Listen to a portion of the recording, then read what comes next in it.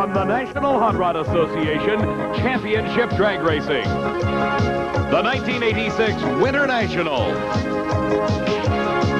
The world's fastest side-by-side competition. Speeds topping 265 miles an hour, traveling a quarter mile in less than 6 seconds. Drag racing from the NHRA. Moments ago, a story unfolded on this racetrack that could have come from the pen of a Hollywood scriptwriter. This marked the return to competition of the three-time world champion Shirley Muldowney, seriously injured in a horrifying accident over a year and a half ago. The legend of Top Fuel, the reigning world champion Don Garlits, was her competition. The luck of their qualifying efforts brought about the first round match, creating this pressure-packed moment. How do you feel about racing Shirley the first time she's back? That's a tough deal. It's tough for both of us. It's a lot of prestige on the line here. It'll make each of us do things that we might not normally do under normal circumstances. You know, that's looking at it from a sensible point of view. From the Cinderella side of it, it's just great for the fans. If Shirley wins a race, it'll be unbelievable. And, of course, if I win the race, it'll be beating a car that's qualified with a much lower ET than I did. Well, I think it's the race that people wanted to see, and it's funny that it happened that way. It will be a good drag race, I can guarantee you that. You're confident? I'm confident. I'm sure that, you know, my car it sounded great, Steve. We put a second motor in it, motor that we had never run, hadn't even started, and it just pounded the ground. So I'm not going to make any mistakes, I'm sure of that. You could feel the emotion in the air. The huge crowd's loyalties torn between the two biggest names in Top Fuel racing. Garlits gained a very slight advantage off the starting line, but Shirley quickly ran into problems. An oil leak, an engine explosion. The moment is over. Garlits won the race. Shirley uninjured in the tremendous explosion. As we look again, both drivers got a good start at the flash of the green light. But Garlits quickly pulled out a very slim lead. Shirley's car started spewing oil, causing a loss of traction, and Garlits moved further ahead. Shirley, never taking her foot off the accelerator pedal, lost all hopes of catching Garlits when the engine destroyed itself in a massive fireball. From a reverse ground level angle, the ball of flame that indicated the supercharger explosion leveled the top of the expensive racing engine. Well, the disappointment for Shirley Muldowney in failing to defeat Don Garlits is compounded by a very expensive engine explosion. First of all, I know your ears are ringing, but are you okay other than that? Yeah, I'm okay. Just wonder where the blower went, that's all. It's in a million pieces, unfortunately, all over the racetrack. It looked to be a good wheel-to-wheel race until the engine exploded. Well, he was out on me. Not much. I didn't see any daylight, that's for sure. I used the lean-out button, and I thought that might pick it up, and he was out there. Well, I have a feeling that this setback here will be overcome very quickly. Oh, yeah, you learn by your mistakes, and we'll definitely learn why it happened and try not to have it happen again. But what can you do, Steve? That's welcome to drag racing. We'll see you at Gainesville, I'm sure. Sure will, thanks. How ironic it is that her very first race since that horrible accident was against her longtime rival, Don Garlits. The pressure of racing Shirley is off now. What do you think about the rest of this event? Well, we got to try to win this race. Do our best. He's got a good shot at it. The classic national event rivalry between Don Garlits and Shirley Muldowney has now been contested 8 times. And for those of you that keep such records, the score is tied at 4-4, with Garlits winning the last 3 races. This most recent chapter of the Garlits versus Muldowney story has just been written here at the LA County Fairgrounds at the 26th annual running of the Chief Auto Parts NHRA Winternationals. Hello, everybody. I'm Dave McClelland, and welcome to Pomona, California. The cloudy and cool weather has done little to dampen the enthusiasm of this giant crowd here to watch the kickoff of the 1986 championship drag racing season.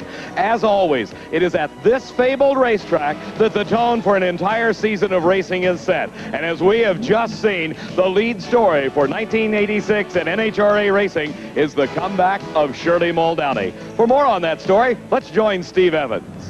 In Shirley Muldowney's pits, David, things are just a little more subdued than they have been all weekend long, but still, hundreds, even thousands of fans gather around the pink car, just hoping for a look, a photograph, an autograph for Motorsport's #1 lady. And until a few minutes ago, Shirley was seated in the car doing just exactly that, just for her fans. We'll have more on the incredible Shirley Muldowney comeback story a little later on in our show. Right now, let's talk about the qualifying and racing action we have seen so far here at the Winter Nationals. The first major shot was fired yesterday by former world champion Joe Amato. A new world speed record, 269 miles an hour. Amato hopes to push into the 270s during eliminations today. Then came a barrage of 540 elapsed times, the most we've ever seen at any drag race. Still in competition, Darrell Gwynn with a 540, Gary Beck with a 541, Connie Coletta a 543, Joe Amato also in the 540s. It's going to be a war in Top Fuel. Well, as far as the funny cars are concerned, Kenny Bernstein, the world champion, is just sawing through this field so far. He has low elapsed time at 560 in the first round, and there really doesn't appear to be anybody to stop him unless it's John Force. That's the car Bernstein himself is most worried about. Pro Stock, last year only one man ran in the 750s, and that was Bob Glidden. In the first round of Pro Stock action here today, 7 cars were in the 750s. And it was Warren Johnson, #2 in the world, racing Bob Glidden, #1 in the world in that first round. Warren Johnson's brand new Oldsmobile Forenza, low ET, a 753. Well, Steve, Glidden and Johnson, as always, a close race. The 1986 Winter Nationals are being brought to you by Goodyear. Goodyear tires and Goodyear service for more good years in your car. And by Budweiser. For all you do, this Bud's for you. And by Citgo Motor Oil. Give your car the protection it needs. Ask for Citgo, the tough guys working for you. Back in the pits, Don Garlitz and his crew hard at work, getting the car ready for round #2 of Top Fuel Eliminator, coming up next at the Winter Nationals. Threatening weather continue to prevail over Laverne, California, neighboring city to the Los Angeles County Fairgrounds, where the 26th annual running of the Chief Auto Parts Winter Nationals moves into round #2 of Top Fuel Eliminator. 24-year-old Darrell Gwynn is in the lane nearest the camera. He is racing against a former Winter Nationals champion, Frank Bradley. It was back in 1976 that Bradley tasted victory here in Pomona, California, then a long dry spell until his win in 1984 at the Summer Nationals. Frank Bradley defeated Larry Minor in the first round of Top Fuel racing, while Darrell Gwynn defeated Jimmy King. Gwynn, out of Miami, Florida, one of the rising young stars in championship drag racing. He finished #6 in the world last season.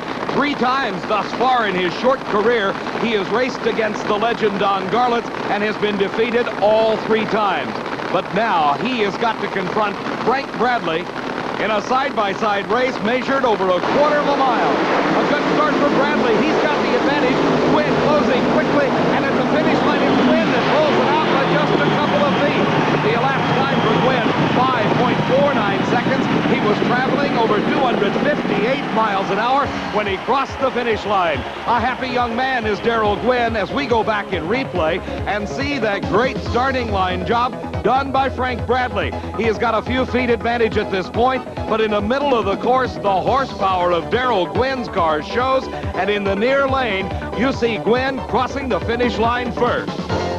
Do you think you can get in the 530s, maybe become the world's quickest drag racer at 24 years of age? Well, I got to thinking about that last round. That didn't even run through my mind when I rolled in this gate, but I'd like to win the race and run 530. He might just do that. Darrell Gwynn now past the second round into the semifinals, waiting for his crew to come get him, while back on the starting line, our next pair already into their burnout procedures. In the lane nearest the camera, the former world champion. This is Gary Beck, driving the car owned by Larry Minor. Beck, out of Hemet, California, defeated the low qualifier Dick LaHaye in round #1, and what a spectacular race. For LaHaye, he established a 5.40 in qualifying, a new track record, but got bit by the wheel stand bug. Look at the front wheels up off the ground. This is first round competition. He nears the center line, has to back out of it, and Beck goes on to win to earn the right to race against Connie Coletta. Coletta ran that sparkling 5:43 elapsed time in round 1 that Steve told us about as he defeated Don Durbin. Coletta checking on Beck, making sure everything's okay as they head into the staging process. Light beams across the starting line. allow the front wheels to roll in, indicating the cars are properly staged. When they're set, starter buster couch will throw the switch. If it's a good start, it's green light in both lanes. Coletta far lane, Beck in the near lane. And a great start for Coletta, smoking the tires is Beck, and Coletta goes to the quarter mile, 5.52 seconds at over 253 miles an hour, moves him right into the semifinal. Beck in qualifying with some outstanding performances, just too much horsepower. The racetrack could not hold the power of that 2,500 horsepower engine. The next pair pulling into the burnout box. That's nothing but a puddle of water that Gene Snow is rolling into. Why is it there? To allow the tires to break traction and start to smoke. Getting those tires hot and clean is the purpose of the burnout. His competition, the car of Big Daddy Don Garlits. Garlett's not recording those outstanding 540s that the rest of the field seems to be able to muster. He defeated, of course, Shirley Muldowney in that first run with a 558, while Gene Snow had Ed Moore as his competition. Snow won that race with a 552. If you go on the basis of performance, you have to go with Snow from Fort Worth, Texas. But you never count out the man that has become the legend in Top Fuel racing, Big Daddy Don Garlits. For some 30 years out of his home base in Florida, Garlits has been the dominant force in Top Fuel racing. Snow smokes the tires, goes into a wheel stand, and it is Garlits unchallenged at the finish line. His elapsed time, 5.58 seconds, and the luck of the draw continues the rivalry. It'll be Don Garlits against Darrell Gwynn in the semifinals. That rivalry almost as intense as the Garlits versus Muldowney. Here's the fastest driver in Top Fuel racing, Joe Amato. Drawing the thankless task of racing against the newest record holder is Earl Whiting. Whiting, owning the car for several years, moved into the driver's cockpit late last season, qualified in this very tough Top Fuel field at the Winternationals. In fact, this is the second quickest assembly of 16 Top Fuel dragsters in the history of the sport. And right at the top, in the number 3 position, was Joe Amato with a 5.47 second elapsed time. Let's go to Steve with Don Garlits. Yeah, we're approaching this rather conservatively, just kind of building. I'm just taking it a run at a time. I know. Not one of my better days, but the car's still in the race. Steve, you can never count Big Daddy out. Earl Whiting may be having problems, though, backing up after his burnout. They've moved him out of the racing service to the outside edge. Maybe something leaking from the engine. He'll need everything he's got as he races Joe Amato in this second round. Amato defeated Chris Karamessinis in the first round, while Whiting beat the former NFL quarterback Dan Pastorini. As they approach the starting line, problems continue for Whiting. The crew says no go. Shut the engine off. That gives a single run to Joe Amato. A tough break for Earl Whiting. His best day ever at an NHRA national event. Amato is now confronted with a decision. Do you run the car hard, trying to set a good low elapsed time and get lane choice in the next round, or do you back off and save the parts? Between the two competitors in the next round, the driver with the lowest elapsed time of the preceding race will get the choice of lanes. Amato carries it all the way through, runs a 5.46 second elapsed time, but look, he's got problems. The shroud line on the parachute breaks, causing it to stream. Amato going off course. There's lots of room here at the LA County Fairgrounds, and he brings that speeding rocket ship to a safe stop. Joe Amato, Connie Coletta in the semifinals. Amato earning lane choice on that run, and the matchup everybody's wanting to see. For the 4th time in the last 12 months, Darrell Gwynn will race Don Garlits, and Gwynn has the lane choice. We'll be right back to the winter in Pomona, California. Work goes on in Connie Coletta's pit area, preparing his car for the semifinal round matchup with Joe Amato. You might recall it was just moments ago that Amato had a wild ride off this race course. Steve Evans has caught up with him. Well, Joe Amato, this is a Top Fuel dragster, not an off-road car. Steve, it was a wild ride. It's a brand new parachute. I guess we're just putting a little bit of taxing because of the speed we're doing, and it tore a shroud light on it. You know, it was bouncing down there too. They're pretty good, but we got it stopped. Well, you knew if you put it in the net, you were done for the day. Yeah, I know. That's why we didn't want to hit that net. Whatever it took, I was going to drive it back the return road if I had it to get it stopped here. Well, if he did, Steve, he'd be into road racing. Here is Funny Car Eliminator, and here's Kenny Bernstein.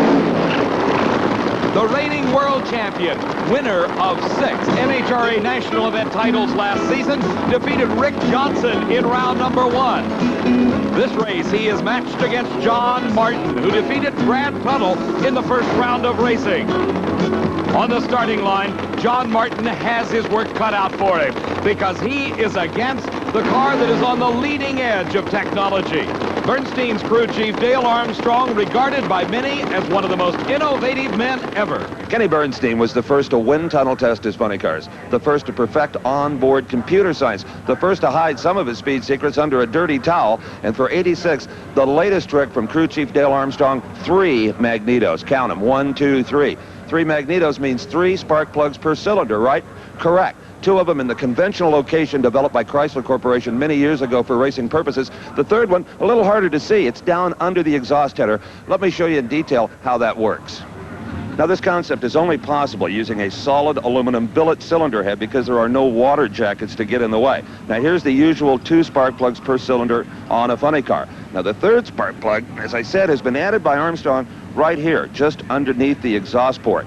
Now, by flipping the head over yet again, we can see the hemispherical combustion chamber here. The usual 2 spark plugs on either side. Now, just underneath the valve here is that third spark plug. So it just figures you've got better combustion with 3 spark plugs. So much better, they have been able to back off the ignition lead. In other words, the spark plug fires before top dead center of the piston. Usually maybe 70 degrees. It's now down to about 45 degrees, meaning the engine runs much easier. The only problem they had in testing this combination, the engine is now so thirsty for fuel, they almost ran the tank dry. Bernstein has been one of the most consistent racers on this racetrack. Number 1 qualifier, he ran 5.62 in qualifying, 5.60 in the first round. Martin is out close to the guardrail. He has to shut it off, but Bernstein continues through, and there another 5.60 second elapsed time. His speed over 252 miles an hour as the number 1 qualifier, the world champion, goes into the semifinals. Bernstein and Armstrong are most concerned about this car, the Corvette driven by John Force. Qualifying in the number 2 spot, Force, along with his highly paid and talented crew chief, Austin Coyle, beat Ray Higley in round number 1. They were to have run Ron Corretti, but in a late afternoon qualifying session yesterday, Corretti in the far lane was against Dave Yahara. Yahara drifted across the center line into the center line lights, and then a rear-end collision at over 240 miles an hour. Both cars were essentially destroyed in this horrendous accident, but as we have seen so many times before in NHRA championship drag racing, both drivers emerged from the wreckage unhurt. Well, as fine a race car driver as Dave Uhara is, I have a feeling that whatever happened to his car, he probably had no control over. Yeah, I'm sure it wasn't his fault. He said he thought he hit a light down and it just threw him over the other way. In fact, Dave Uhara, Dave, I know that when you got out of your car, you were more concerned about Ron's condition than your own. I felt fine. I was just concerned about Ron. Do you know what happened? The car started drifting. Right coming into the first light, I hit the parachutes, and apparently I hit the first light, and that's what sucked me right over the other lane. So the throttle didn't stick or anything like that? I believe it was stuck a little bit because I was trying to get off the thing, and it just kept on going. That's when I went for the parachutes, and it hit the first light, and I think that's what sucked it right over there. Steve, race cars can be rebuilt, but the fact that both drivers emerged unhurt is a tribute to the safety requirements in this sport. On the starting line, John Force in the near lane is racing Mike Dunn. Dunn is driving the car that won this Winternationals event 1 year ago with Al Segrini at the wheel. In round number 1, he defeated Billy Meyer. Mike Dunn, John Force, second round of racing in Funny Car Eliminator. Force is following in the tracks of Kenny Bernstein, who just recorded low elapsed time at 5.60 seconds. Dunn, the new driver for Joe Pisano, trying to make it 2 Winternationals wins in a row. He's got the advantage off the starting line, but look at Force thunder by. At the finish line, John Force, 5.75 seconds. The speed on the Corvette, 252 miles an hour. Let's go to Steve with Kenny Bernstein. is it as exciting beginning a new season wearing the number 1 as it was trying to get it last year? Oh, yeah, it certainly is. I mean, the number 1 means a whole lot to you, needless to say. But it's a whole new year, and you got a whole new battle to fight. Another 14 NHRA Winston races to go for, so it's a brand new season, and it's all over, starting again. Well, 2 more win lights, and this one is yours. We'd love it. Kenny has quite a mark to shoot for, those 6 event wins in 1 season. Back at the starting line, the next pair, the engines fired, the burnout's underway. This is the car owned by Roland Leong, now driven by Johnny West. His competition, Dale Baldy. Let's go to Steve with John Force. Well, John, Mike Dunn was right on those lights. It looked like they had to pick him up half-track. He was hot. We were running just a shade ahead of Dunn, and I kind of tried to, I seen Bernstein spin the tire out there and still run at 60, and I thought, Coyle's got the horsepower in this thing, I can drive it off. And old Dunn, he just kind of stung me there a little bit, and she went out, had the front end up, and I saw the center line. I thought I was going to ram him. I pedaled her a little, and she sat down, and she cleaned up, and horsepower saved me there, buddy. 575. Yeah, we'll take it. Can you run quicker to challenge Bernstein if you have to? No doubt about it. We're just trying to get a couple of laps in here to get this thing. We're at Elite T, and she'll run 60s. We know that, but when Bernstein spun him, there was no way I was going to put her to the wood here and blaze the tires and get beat up when this round was over. No way. And obviously elated John Force will be watching for his prediction when he comes up in the semifinals. Johnny West in the far lane, the newest driver for Roland Leong against Dale Baldy. Baldy in round number 1 had a barrel full of excitement as he raced against Ed McCulloch. It was a good race off the starting line. McCulloch in the near lane, driving the Oldsmobile owned by Larry Minor against the Buick of Baldy. Watch what happens. Baldy way out in front as they approach the finish line, and then a tremendous explosion for Ed McCulloch. Incredibly, he was able to bring the remains of the car to a safe stop. When you see the video, I think you'll be amazed at how hard you were driving that car in that inferno. Well, the main thing, I mean, I knew that Poley was alongside somewhere. I knew the guardrail was on the other somewhere, you know, and anything in between, I was trying to stay away from both of them. I left my visor down until the flame went out, and obviously it was, you know, oiled and burnt, and I couldn't see, and finally I lifted the visor up enough that I could see where I was going, and then, you know, at that point I knew I was going to be okay. The experience of Ed McCulloch paid off in this instance as he, with a brilliant driving job, brought that bouncing, sliding, burning car to a safe stop. Dale Baldy goes on to take the win, advances to the second round, and is now against Johnny West. West, a year ago, was racing his own car. Now, in the cockpit of one of the finest funny cars in the country, he defeated Trip Shoemake in round number 1. Johnny West will be in the lane furthest from our camera. In the near lane is Baldy. A tremendous amount of pressure has got to be riding on the shoulders of Johnny West. Leong, the car owner, one of the best engine builders in the country. West qualified well, ran well in defeating Shoemake, but this his first major event competition at the wheel of a car of this caliber. West is out in front. He's done his job. He gets near the center line. He crosses it. Automatic disqualification for West. Baldy wins the race. A fine 5.77 second elapsed time. His speed only 244 miles an hour. So Dale Baldy goes into the semifinals. Our last pair of cars in the second round finds the Pontiac Trans Am-bodied car of Tim Gross in the near lane. Gross is racing against a former Californian, now living in Oklahoma. This is John Collins. Collins won his first ever NHRA championship last season when he won the Fall Nationals title, but here he qualified with a 5.67, almost a tenth of a second quicker than Tim Gross. Gross defeated John Lombardo in the first round of competition, while John Collins took on the Corvette of Tom Hoover and came out the winner. Collins fell off his qualifying pace just a bit in the first round, but Tim Gross improved over his qualifying time. He may be one to watch in Funny Car Eliminator. Gross in the near lane, Collins in the far lane. It's a green light start. Gross builds an early lead. He continues to extend it. And across the finish line, Tim Gross continues to improve. A brilliant 5.68 second elapsed time, 246 miles an hour. He's right down with the best of them. He's going to be meeting the world champion, Kenny Bernstein, in the semifinals. Bernstein with lane choice, while in the other matchup, it'll be John Force against Dale Baldy. Force having lane choice. We'll be coming right back to the Winternationals in Pomona, California. Lots of work preparing for the semifinal round race against Darrell Gwynn. Earlier, Garlits started his winning ways with that dramatic first-round defeat of Shirley Muldowney. It was just a few moments later that Shirley returned to the pit area in front of a standing ovation from tens of thousands of fans. Few ever expected the moment to occur after Shirley suffered the near-fatal injuries in that devastating crash on June 29, 1984 in Canada. 19 months elapsed, most of the time devoted to reconstructive surgery and endless hours of rehabilitation, leading to her miraculous return to the racetrack. It was in the lengthening shadows of an Arizona sunset at Firebird International Raceway near Phoenix that Shirley caught her dream. The painful operations and exercises behind her, Shirley and the brand new bright pink dragster were the center of attention. During the extended layoff, Shirley's crew chief Ron Tobler and her son John kept pace with the rapidly changing technology of Top Fuel Racing and prepared a true state-of-the-art dragster for her return. The elation of the moment was obvious on Shirley's face as she sat in the cockpit when the 2,500 horsepower engine thundered to life for the very first time.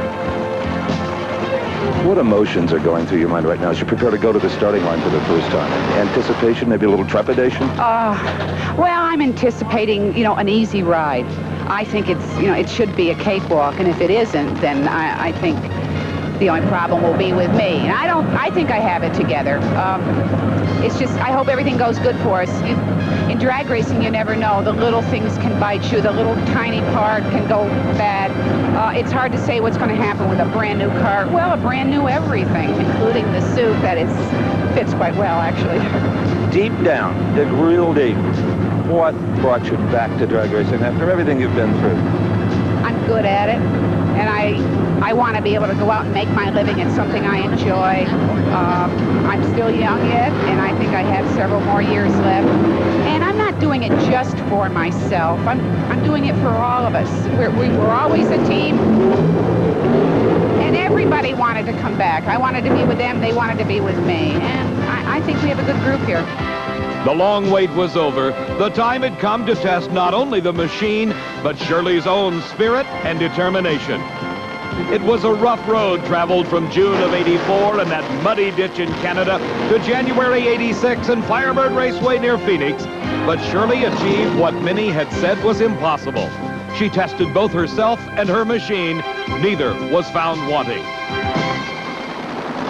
Back at the starting line in Pomona, California at the Winternationals, Joe Amato in the near lane, the fastest driver in the history of drag racing, against Connie Coletta, the winner, to go into the final. That final few inches into the staging beams completed. A green light start. It is Coletta with a slight advantage. A tremendously close race, and at the finish line by less than half a car length, Connie Coletta goes into the finals of the Winternationals. 5.54 seconds. Look at his speed, over 265 miles an hour. In replay, we see the advantage built up by Coletta as he gets the whole shot off the starting line. That means he left just a little bit in front of Joe Amato. He kept those front wheels out there, out in front, all the way to the finish line. The elapsed time for Coletta, 5.54 seconds. For Amato, 5.59, 5/100ths of a second separating the two drivers as they cross the finish line. Joe Amato says to Connie Coletta, good race, and boy, it was. 5:54, 5:59. Connie, great job. Thank you, thank you. It was a fun old race. The car shook the tires really hard, but it had enough to do it. I heard you tell Joe that, and that blurs your vision, just it worries you. The whole racetrack disappeared from me, Steve. That's one of the hardest it's really shooken. In fact, when I was able to see the racetrack again, I guess I was over towards the center line on the thing. Who do you think you're going to race in the final? Could it be the kid or the old man? I think it's going to be the kid. He's in the driver's seat for the first time. Yeah, he is. We'll see. Unless he usually hunches up when he races Don, but we'll see. He hunches up? Yeah, Don's off, and so is he a little bit. it's hard telling what it is. Let's go back to the starting line and find out. Steve, this Garlits-Gwynn rivalry is rapidly developing into one of the most intense in the sport. It carried through last season when they raced each other 3 times. One of the most important was the finals of Top Fuel at the U.S. Nationals. Garlits in the lane nearest the camera, Gwynn striking the tires when the engine sprang an oil leak, and it was Garlits winning the race as he did all 3 matchups last season. This time, though, Garlits is the underdog as Gwynn has got the better elapsed time. Top Fuel racing is incredibly intense. How intense? Well, young Darrell Gwynn has developed an ulcer since he moved up from the sportsman category a couple of years ago. He was a world champion at the wheel of a top alcohol dragster. Now he is the favorite against Don Garlits in the semifinals at the Winternationals. And Garlits has problems. The car slows and Gwynn to the finish line. Nobody's alongside of him, and Darrell Gwynn wins the race. 5.45 seconds. His speed, 256 miles an hour. Look at him give himself a round of applause. And for Don Garlits, what a disappointment this has to be as he coasts his car down to the shutoff area. In replay, you see Garlits in the far lane instantly losing power. The car unable to proceed. He loses. Well, Darrell Gwynn, for the 3rd time in his young career, will go into the final round, but this time Don Garlits won't be there. You already took care of that business. Yes, I did. I've been runner-up to him many a times, and runner-up just don't cut it anymore, and I'm pretty serious about winning this thing. I just can't say enough. I'm very happy. We haven't heard apart all weekend. The crew's done an excellent job. Let me tell you something that's going to salve that ulcer you're starting to grow. 5:45 gives you lane choice. Well, there again. You're thrilled, aren't you? Yes, I am. I can't even hardly talk. I tell you, And I'm not going to make you. We'll see you down here in just a short time. You might win this whole thing. Thank you very much. That man's pumped. Steve, the emotion showing on the face and in the voice of Darrell Gwynn as he goes into the final against the veteran Connie Coletta. Gwynn having the lane choice. Under darkening skies at the Winternationals, work goes on in Kenny Bernstein's pit area as we get set for the semifinals of Funny Car Eliminator. Along with Steve Evans, I'm Dave McClelland, and that man is Dale Armstrong, regarded by many as the most creative and innovative crew chief in all of nitro fuel burning racing. He is the crew chief for Kenny Bernstein in the near lane. Tim Gross, the rapidly improving young driver from Saugus, California, is in the far lane. Bernstein's got to be regarded as the favorite. He has run 3:5:60 elapsed time to reach this point. The final staging procedures, a good start, and Bernstein smokes the tires. Losing traction, Bernstein falls behind, and across the finish line goes Tim Gross. Look at his elapsed time, 5.61 seconds, 241 miles an hour, relatively slow, but the elapsed time was excellent. In replay, you can watch exactly what happened. When Bernstein left the starting line in the near lane, the tires started smoking almost immediately. At that point, Gross had nearly a car length lead. By the time they got to the finish, it was several car lengths. The huge crowd responds with an overwhelming ovation. I can feel it in his pit area. Before this semifinal run, Tim Gross, you are full of confidence, and deservedly so. Thanks, Steven. It felt pretty decent, but the car shook hard and a lot of clutch dust and all that, and I got distracted when that red car disappeared so fast near the starting line. I assumed something happened to him. He smoked the tires. You ran a 5:61. Oh, my God, all right! Oh, I hope she looks as good as it did last pass, because we're ready. All right, Tim Gross, do I have to tell you he's excited? I don't think so. Steve, how do you make a driver happy in drag racing? Tell him about a good elapsed time. Dale Paldy is in the near lane. He has watched Kenny Bernstein smoke the tires. There's the man that Bernstein was most concerned about, John Force. Force has taken the lane that has just recorded a 5.61 elapsed time for Tim Gross. Can he duplicate it? His crew chief, Austin Coyle, has dialed in some horsepower. You can bet on that. Following the directions of Coyle is Force as they approach that imaginary line across the racetrack made up of multiple light beams, which is the starting line. In the near lane, the Buick Somerset Regal of Dale Paldy. This car capable of speeds well over 260 miles an hour. Who's going to be in the finals? Force has got the advantage, smoking tires from Paldy, and John Force, uncontested, goes into the the finals to race against Tim Gross. 5.75 seconds, 255 miles an hour. The lane choice and the favorite's role has got to go to Gross. That right-hand lane causing problems first for Bernstein and now for Poldy. You see it happening again. It's almost a repeat. The colors of the cars change. The tire smoke indicating that loss of traction. That took the race away from Poldy and gave it to Ford. John Force are going to get another shot at that elusive final round, this time against Tim Gross. Well, what can you say? People laughed at me when I hired Cole because I was spending that kind of money, most of my budget, and I said it'd pay off, and we went around and around about a gear change down there, but he said the track don't appear to be there, and then Gross pulled out that 60, and Bernstein smoked the tires, and thank God for the gear change because you can see it worked and it ran just as quick. Indeed, but maybe some attention is going to be paid to the clutch this next one because you do not have lane choice. Well, that was more a tune-up run, believe it or not, on a clutch, and the track's good, and if I can give him some help with the motor and the driving end of it, we're way overdue, Steve. You know it. It's been coming in 100 years. Absolutely. Seems like 200. Steve, never yet has John Force won an NHRA national event title. Tim Gross took his first last season when he won the Keystone Nationals. In this Winter Nationals final, it'll be Gross against Force, with Gross having the lane choice. We'll be coming right back to the Winter Nationals. Close in on the 26th annual Chief Auto Parts Winter Nationals as we're set for the finals of Pro Stock Eliminator. In the far lane will be the Ford Thunderbird of Frank Iaconio. In the near lane is competition. Driving a brand new Oldsmobile Forenza race car is Warren Johnson.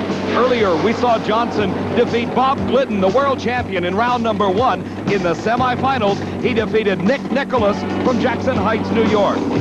Frank Iaconio from Totowa, New Jersey, had an easy go of it in the semifinals. He was paired against Butch Leal. Leal drew the big red light, leaving the starting line too soon, automatically disqualifying him and putting Iaconio in the finals. These the true factory hot rods. 500 cubic inch engines, 2 4-barrel carburetors running on racing gasoline, 2,350 pounds in weight, including the driver, and Johnson near the center line has to back out of it. Iaconio heads to the finish line with a Ford Thunderbird and takes the win. His lap time of 7:56. His speed over 185 miles an hour. In replay, you see the wheel standing start from these hot rods. And look at Johnson. He gets very close to the center line and has to lift. Now, this is always a quiet man from New Jersey, but I think we'll get a little animation out of him now. At 7:56, I'll tell you, about half the people in this place had just given that race to Warren not to be. Yeah, he was running good though, Steve. I mean, he ran 7:53 twice, I think. The track's was a little fluky because of the weather, I think, and it was just a matter of who got down the track the best. I had a lot of trouble. We changed some stuff for the final, just because we were like a tenth slower than Warren, and it worked. The car went straight.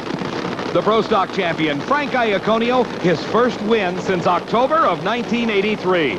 Here's the Top Fuel final. The young Charger Darrell Gwynn in the far lane. The veteran Connie Coletta in the near lane. It was nearly 20 years ago that Connie Coletta won this Winter Nationals championship back in 1967. Darrell Gwynn has yet to win a Top Fuel title. His is a family operation. His father builds the engine, serves his crew chief, his mother fixes the food for lunch, and his fiancée, Shelley Stanton, packs his parachute. Well, Shelley, I guess you know it's love when your fiancé lets you pack his parachute. Yeah, he doesn't have much time to do it himself. You young kids have been looking forward to a win at one of these big races a long time. You going to get it today? Hopefully. I hope. I'm praying for it. I asked Darrell when you guys were going to set a wedding date. He said, well, when we get a sponsor, and he just kind of laughed. I wonder if winning all this money might help. I hope.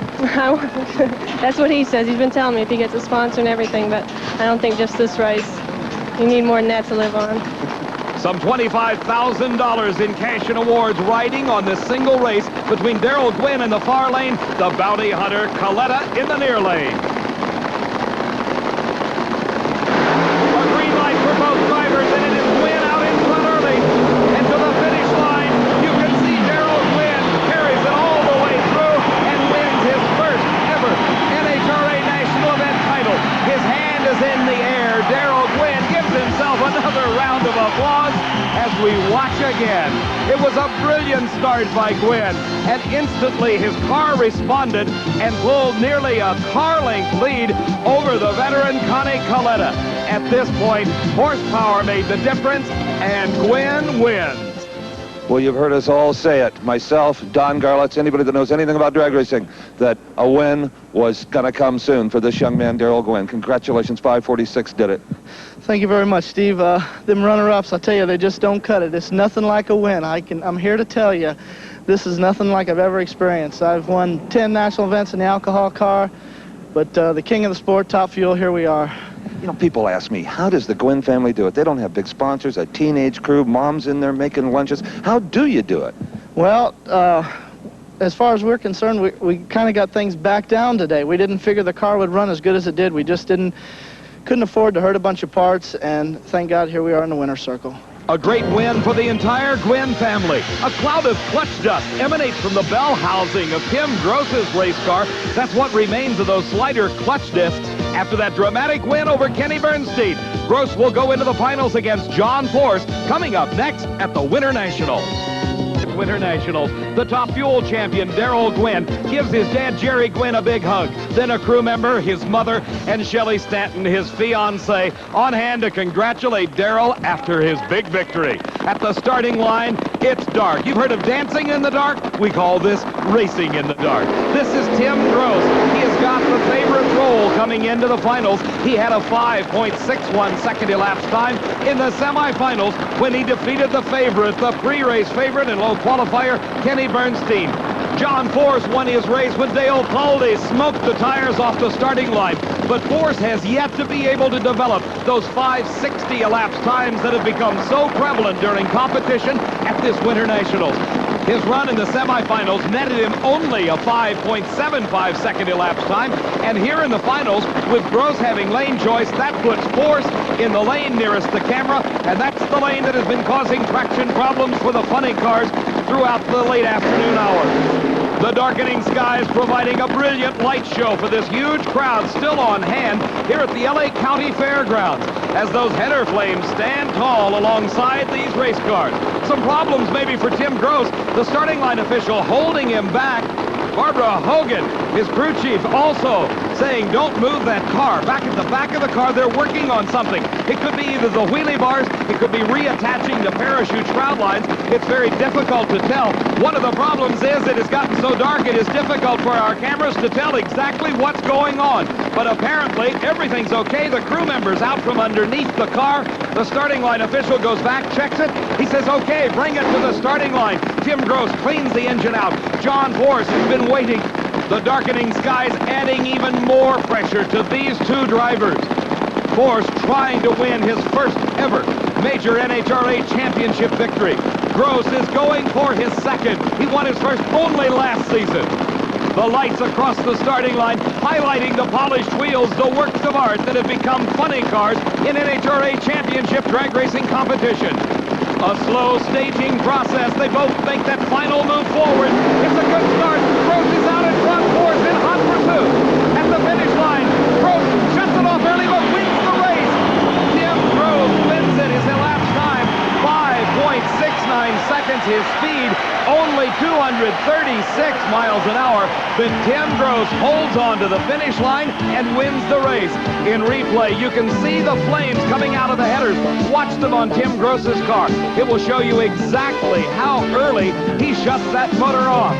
It happens right there before the first timing light. Tim Gross wins. Tim Gross wins his second NHRA national event title, but this time, unlike the last time, the engine's all together, you're not on fire, everything's perfect. This is probably one of the most exciting moments of my life, but yeah, what a distraction. I staged the car up and my goggles were totally fogged. I left the starting line, and while I know this probably isn't kosher for the rules, I had to rip my goggles off my face before I could shift it so I could see where I was going. Desperate men do desperate things. And then when I got near the lights, of course, there was so much flying around the cockpit and all that clutch dust, I had problems seeing, and I heard him go by me, and I didn't know if I was at the finish line or what. But I guess we won her, though. I guess you did, Tim. Our congratulations to all the Winternationals champions. For Steve Evans, this is Dave McClelland saying so long from the Winternationals in Pomona, California.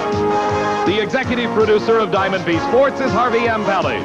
Produced and directed by John B. Mullen. The 1986 Winternationals has been brought to you by Ford. Have you driven a Ford lately? And by Motorcraft. Quality products for all makes of cars and